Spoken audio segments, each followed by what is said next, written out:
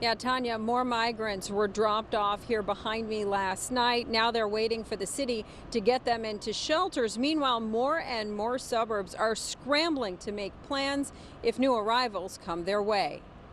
This morning, more migrants are arriving in Chicago, huddling in the cold. This as several suburbs and counties devise plans to handle new arrival drop-offs as buses try to avoid regulations put in place by Chicago.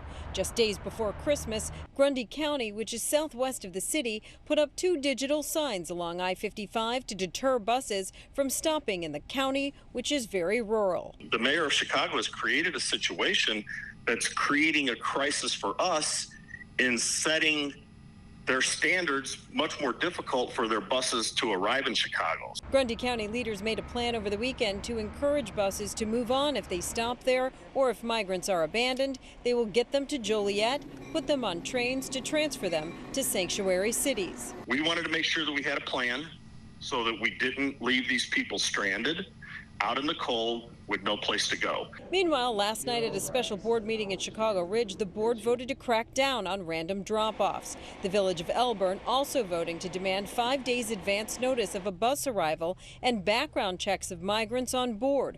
Violations will cost the bus company up to $750 per passenger. This comes after more than 30 buses have dropped off hundreds of migrants all over the map at all hours of the day with no warning.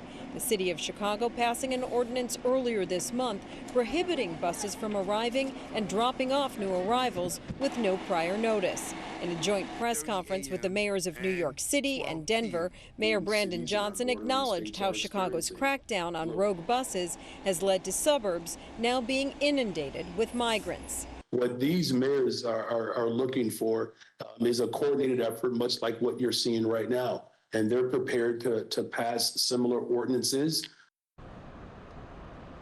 More and more suburbs are having meetings in the coming days to come up with plans. Tonight, the village of Madison will hold a special board meeting. Back to you in the studio. Watch breaking news on YouTube. Subscribe to ABC7 Chicago Eyewitness News.